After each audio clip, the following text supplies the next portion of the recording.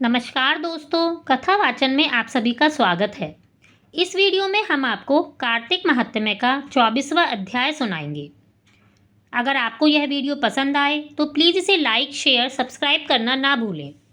लिखवाओ से निज दया से सुंदर भाव बताकर कार्तिक मास 24वां अध्याय सुनो सुधाकर। राजा पृथु बोले, हे मुनिश्रेष्ठ, आपने तुलसी के इतिहास, व्रत, महात्म्य के विषय में कहा। अब आप कृपा करके मुझे यह बताइए, कार्तिक मास में क्या और भी देवताओं का पूजन होता है, यह भी विस्तार पूर्वक बताइए। नारद जी बोले, पूर्व काल की बात है। सह पर्वत पर करविकर में धर्मदत्त नामक विख्यात कोई धर्मज्ञ ब्राह्मण रहते थे।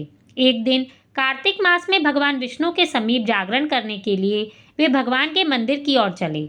उस समय एक पहर रात बाकी थी। भगवान के पूजन की सामग्री साथ लिए जाते हुए ब्राह्मण ने मार्ग में देखा कि एक भयंकर राक्षसी आ रही है। उसका शरीर नंगा और मांस रहित था। उसके बड़े बड़े दांत, लपकती हुई जीभ और लाल नेत्र देखकर ब्राह्मण भय से थर्रा उठे। उनका सारा शरीर कांपने लगा। उन्होंने साहस करके पूजा की सामग्री और जल से ही उस राक्षसी के ऊपर प्रहार किया। उन्होंने हरि नाम का स्मरण करके तुलसी दल मिश्रित जल से उसको मारा था, इसलिए उसका सारा पाप नष्ट हो गया। अब उसे अपने पूर्व जन्मों के कर्मों के परिणाम स्वरूप प्राप्त हुई दुर्दशा का स्मरण हो आया। उसने ब्राह्मण को दंडवत प्रणाम करके इस प्रकार कहा, ब्राह्मण, मैं पूर्व जन्म के कर्मों के फल से इस दशा में पहुंची हूँ। अब मुझे किस प्रकार की उत्तम गति प्राप्त होगी? धर्मदत्त ने उसे इस प्रकार प्रणाम करते देखकर आश्चर्यचकित होकर पूछा, किस कर्म के फल से तुम इस दशा में पहुंची हो? कहाँ की रहने वाली हो? तुम्हारा नाम क्या है और आचार व्यवहार कैसा है? ये सारी बातें मुझे बताओ। उस राक्षसी का नाम कलहा था। कलहा बोली, ब्राह्मण, मेरे पूर्व जन्म की बात है। सौराष्ट्र नगर में भिक्षु नामक एक ब्राह्मण रहते थे। मैं उनकी पत्नी थी। मेरा नाम कलहा था। मैं बड़े ही क्रूर स्वभाव की स्त्री थी। मैंने वचन से कभी अपने पति का भला नहीं किया, उन्हें कभी मीठा भोजन नहीं परोसा, सदा अपने स्वामी को धोखा ही देती रही। मुझे कलह विशेष प्रिय था, इसलिए मेरे पति का मन मुझसे सदा उद्विग्न रहा करता था। अंतोतगत्वा उन्होंने दूसरी स्त्री से विवाह करने का निश्चय कर लिया। तब मैंने विष खाकर अपने प्राण त्याग दिए। फिर यमराज के दूत आए और मुझे बांधकर पीटते हुए यमलोक में ले गए। वहां यमराज ने मुझे देखकर चित्रगुप्त से कहा, चित्रगुप्त, देखो तो सही इसने कैसा कर्म किया है। जैसा इसका कर्म हो उसके अनुसार ही इसे शुभ या अशुभ प्राप्त करे।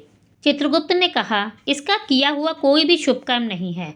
यह स्वयं मिठाइयाँ उड़ाती थी और अपने स्वामी को उसमें से कुछ नहीं देती थी। इसने सदा अपने स्वामी से द्वेष किया है, इसलिए यह चमगादुड़ी होकर रहे तथा सदा कलह में ही इसकी प्रवृत्ति रही है। इसलिए यह विष्ठाभोजी सुकुरी की योनि में रहे। जिस बर्तन में भोजन बनाया जाता है उसी में यह सदा अकेली खाया करती थी। अतः उसके दोष से यह अपनी ही संतान का भ्रण करने वाली बिल्ली हो। इसने अपने पति को निमित्त बनाकर आत्मघात किया है, इसलिए यह अत्यंत निंदनीय स्त्री प्रेत के शरीर में भी कुछ काल तक अकेली ही रहे। इसे यमदूतों द्वारा निर्जल प्रदेश में भेज देना चाहिए। वहाँ दीर्घकाल तक यह प्रेत के शरीर में निवास करे। उसके बाद यह पापिनी शेष 3 योनियों का भी उपभोग करेगी। कलहा ने कहा, विप्रवर, मैं वही पापिनी कलहा हूँ। इस प्रेत शरीर में आए मुझे 500 वर्ष हो चुके हैं। मैं सदैव भूख प्यास से पीड़ित रहा करती हूँ। एक बनिए के शरीर में प्रवेश करके मैं इस दक्षिण देश में कृष्णा और वेणी के संगम तक आई हूँ। ज्यों ही संगम तट पर पहुंची त्यों ही भगवान शिव और विष्णु के पार्षदों ने मुझे बलपूर्वक बनिए के शरीर से दूर भगा दिया। तब से मैं भूख का कष्ट सहन करती हुई इधर उधर घूम रही हूँ। इतने में ही आपके ऊपर मेरी दृष्टि पड़ गई। आपके हाथ से तुलसी मिश्रित जल पाकर मेरे सब पाप नष्ट हो गए हैं।